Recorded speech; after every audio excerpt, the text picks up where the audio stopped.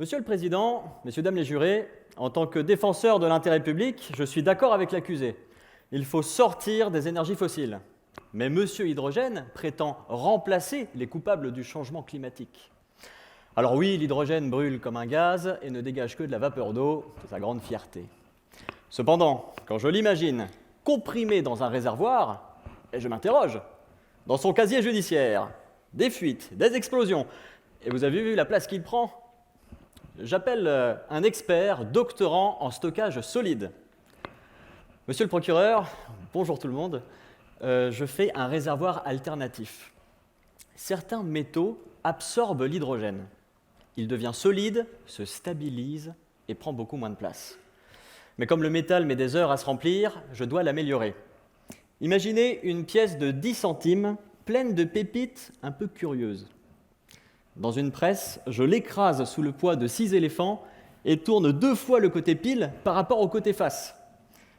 Pourquoi je fais ça? Car je sais 2 choses. 1.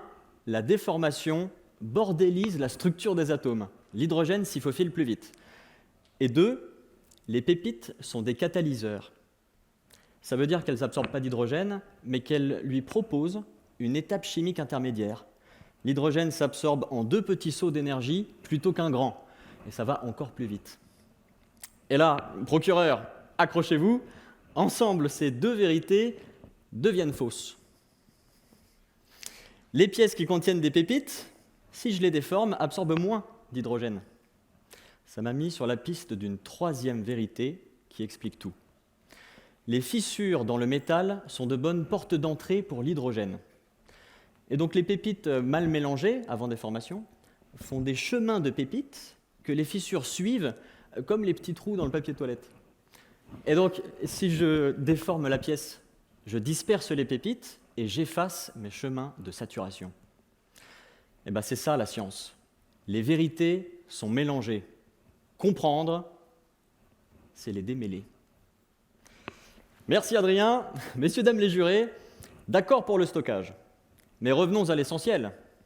40 millions de voitures. Même hydrogène, c'est trop pour se passer de pétrole et encaisser les conséquences du changement climatique. Alors, si l'hydrogène fait de l'ombre au train et au vélo, il est coupable. Mais on a vraiment besoin d'hydrogène pour remplacer le charbon dans la fabrication d'acier, par exemple, ou la synthèse d'ammoniac. C'est pourquoi je proposerai, messieurs, dames les jurés, une liberté conditionnelle pour Monsieur Hydrogène. Vous prenez la décision.